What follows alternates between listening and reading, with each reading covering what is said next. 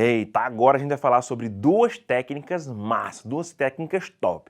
São duas situações, né, possíveis na função do primeiro grau e que a galera gasta muito tempo resolvendo essas questões. Então eu quero que vocês atentem para essas duas situações. São duas técnicas simples de aplicar e que são extremamente eficazes, que vão acelerar em muito o processo de resolução. Então se você quer realmente botar para descer aí, sobrar tempo na sua prova aí e você conseguir terminar sem ter que chutar as últimas, fica tranquilo que essas técnicas aqui são show para que você possa utilizar.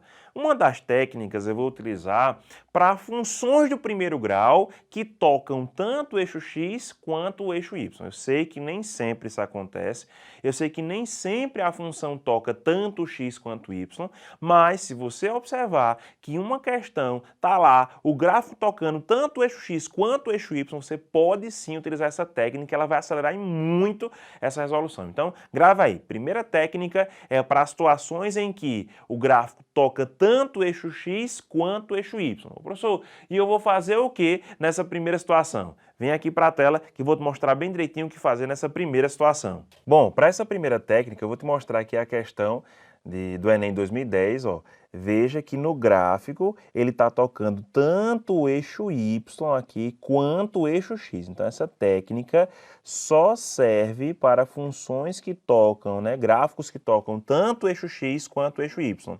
Tocou o eixo Y em 18 e tocou o eixo X em 9. Se isso acontecer, se tocar tanto X quanto Y, como é que você vai fazer? Olha que negócio top, olha que negócio massa, velho. Você vai fazer o seguinte, ó. Você vai anotar assim, ó. X dividido pelo lugar onde ela toca o eixo X, o lugar que ela toca o eixo X, mais Y dividido pelo lugar onde ela toca o eixo Y, dá sempre igual a 1. Eita doidice, professor. Pois é, exatamente isso aí, ó.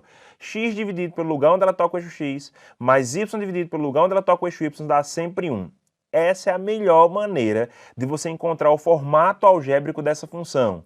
Eu sei que nem sempre você precisa desse formato algébrico, mas se você quiser encontrar esse formato algébrico, essa é a maneira mais rápida para as situações em que você toca o gráfico tanto no X quanto no Y. Então, X dividido pelo lugar onde ela toca o eixo X, mais Y dividido pelo lugar onde ela toca o eixo Y, sempre vai dar igual a 1. Vamos fazer isso aí, bora? Vamos ver como é que funciona? Vamos embora. Aqui, vamos lá.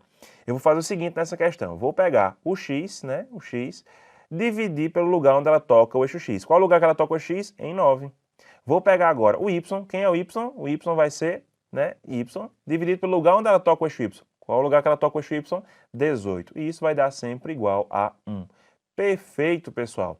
Bom, para que você fique no formato que vocês gostam aí, né, que é AX mais B, a gente pode aqui, né, tirar o mínimo, colocar o mínimo aqui, tirar o mínimo que é 18, e ficar todo mundo sobre 18, né? Então, vou multiplicar ambos os membros por 18 só para que você fique no formato que você gosta aí, tá certo, pessoal? Não é necessário que a gente multiplique por 18 para deixar assim não, mas a gente vai fazer só para ficar bonitinho, como a gente tem costume de ver. Então, x sobre 9 vezes 18 dá 18x sobre 9 e 18x sobre 9 dá 2x. Y vezes 18 sobre 18 dá y, porque os 18 se cancelam. E 1 vezes 18 dá 18. O 2x está somando, vou passar subtraindo para o outro membro. Então, y ficou menos 2x mais 18. Essa é a função que você está vendo aí, tá certo?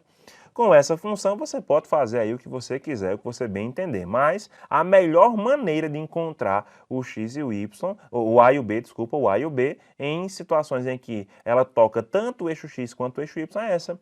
X dividido pelo lugar onde ela toca o eixo x, mais y dividido pelo lugar onde ela toca o eixo y, dá sempre igual a 1. Olha que coisa rápida. Tu ainda quer fazer sistema, tu ainda quer utilizar sistema para resolver esse tipo de questão. Rapaz, não faça isso não, não perca seu tempo não. Use essa técnica e você vai conseguir fazer muito mais rápido, perfeito? Vamos lá ler a questão, vamos ver como é que funciona. Veja que eu encontrei sem nem ler a questão, né? Vamos ler a questão para a gente ver como é que resolve essa questão. Vamos lá. As sacolas plásticas sujam florestas, rios e oceanos e quase sempre acabam matando por asfixia peixes, baleias e outros animais aquáticos. No Brasil, em 2007, foram consumidos 18 bilhões de sacolas plásticas. Os supermercados brasileiros se preparam para acabar com as sacolas plásticas até 2016. Observe o gráfico a seguir, em que se considera a origem como o ano de 2007. Então, 2007 é exatamente o início de tudo, é o ponto zero, é o x igual a zero. Em 2016 é o lugar, né, que o x aqui é 9, é o lugar que acaba o consumo aí de sacola. Então 2007 é 0, 2016 aqui é 9, 9 anos depois de 2007. Perfeito? De acordo com as informações, quantos bilhões de sacolas plásticas serão consumidas em 2011? Lembrando, pessoal, que de 2007 para 2011 se passam aí, pessoal, 4 anos. Então, o nosso x para 2011 vai ser igual a 4. Portanto, se você quer saber o consumo de sacola quando x é igual a 4, basta você pegar o 4 e colocar no lugar do x na nossa função. Então, y, o consumo de sacola, vai ser menos 2 vezes 4, que é 4 anos depois de 2011, de 2007, que chega em 2011 como a gente queria, mais 18. Aí o nosso y vai ser menos 2 vezes 4 dá menos 8, mais 18, menos 8 mais 18 dá exatamente 10. 10 bilhões de sacola é o consumo em 2011 e a gente vai marcar aqui a alternativa letra E como a alternativa correta. Perfeito, pessoal? Lembrando aí, ó, que quando o gráfico tocar tanto o eixo X quanto o eixo Y, nós podemos utilizar essa forminha aqui, essa técnicazinha aqui para acelerar o processo de resolução. X dividido pelo lugar onde ela toca o eixo X, mais Y dividido pelo lugar onde ela toca o eixo Y dá sempre igual a 1. E, no nosso caso, para descobrir aqui a nossa resposta, tivemos que utilizar o X igual a 4. Por quê? Porque o início de tudo é em 2007, como ele quer saber em 2011, que é 4 anos depois, o nosso X vai ser igual a 4 anos depois de 2007. Perfeito, galera? Bom, você viu aí, né? Que massa, né, bicho? Você pode utilizar essa técnica aí para acelerar esse processo, mas lembre-se, ela só funciona quando ela toca tanto o eixo X quanto o eixo Y. Perfeito? Professor, me diga aí a próxima técnica, me diga aí a mais nova, né, técnica aí para a gente utilizar também. Bom, existe uma situação também que vocês podem acelerar o processo de resolução, né? Essa segunda técnica eu vou mostrar para vocês, mas antes de mostrar ela eu queria conversar uma coisinha com vocês. Qual foi a característica definitória, vamos dizer assim, que definiu a nossa função do primeiro grau? Foi, né, aquelas taxas de variações constantes, aumentos iguais em x gerando aumentos iguais em y. Você lembra daquilo ali, né? Quando a gente tem aumentos iguais, soma, sempre a mesma coisa. A gente está diante de que situação, de que sequência? Você lembra que sequência? Pois é, progressão aritmética. Então, a função do primeiro grau tem tudo a ver com progressão aritmética, já que você fica somando sempre a mesma coisa. E progressão aritmética, a gente viu na nossa aula que quando a gente tem dois termos, né, para encontrar o termo do meio, o que a gente faz? A gente utiliza a média aritmética. Na progressão aritmética, a gente utiliza a média aritmética para encontrar o meio, tá certo, do termo. Então, se a gente está numa função do primeiro grau, a função do primeiro grau tem tudo a ver com progressão aritmética, porque a gente fica somando sempre a mesma coisa. Então, se numa função do primeiro grau você precisar encontrar um termo do meio, se numa função do primeiro grau você precisar encontrar quem está lá exatamente no meinho, o que é que você vai fazer? Você não precisa encontrar o formato algébrico, você não precisa encontrar as coisas, basta você fazer o quê? Uma média aritmética. Então, isso já caiu no Enem e eu vou te mostrar aqui bem direitinho como utilizar a média geométrica para encontrar o termo do meio numa função do primeiro grau. Vem aqui para a tela que eu vou te mostrar essa segunda técnica aqui para você utilizar e acelerar o teu processo de resolução. Olha, como a gente falou aqui, essa questão do Enem 2018 traz um gráfico, tá certo? E esse gráfico aqui pode ser dividido em dois gráficos menores, né? Esse primeiro gráfico é uma função do primeiro grau, a retinha aqui, e esse segundo gráfico também é uma função do primeiro grau, perfeito?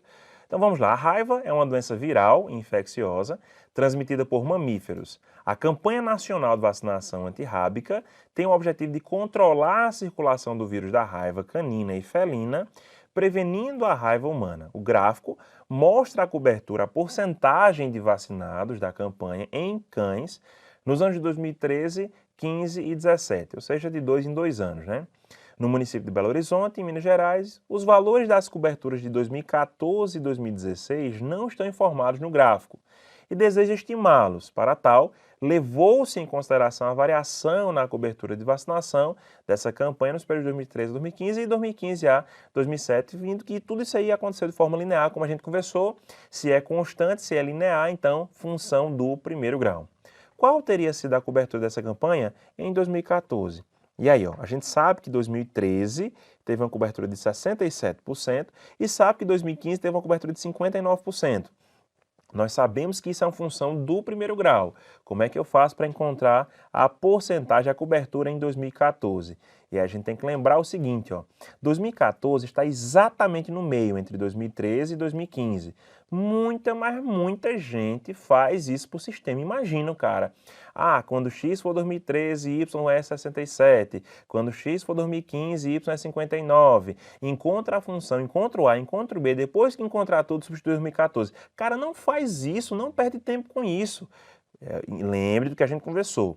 Se isso é uma função de primeiro grau, então tem tudo a ver com progressão aritmética. E na progressão aritmética, o termo do meio é a média aritmética dos seus vizinhos. Então, para saber o valor, né, da cobertura em 2014, basta fazer a média aritmética. A média aritmética é entre 67 e 59. Então, some 67 com 59 e divida por 2. Quando a gente fizer isso aí, a gente encontra exatamente a cobertura em 2014. Vamos lá.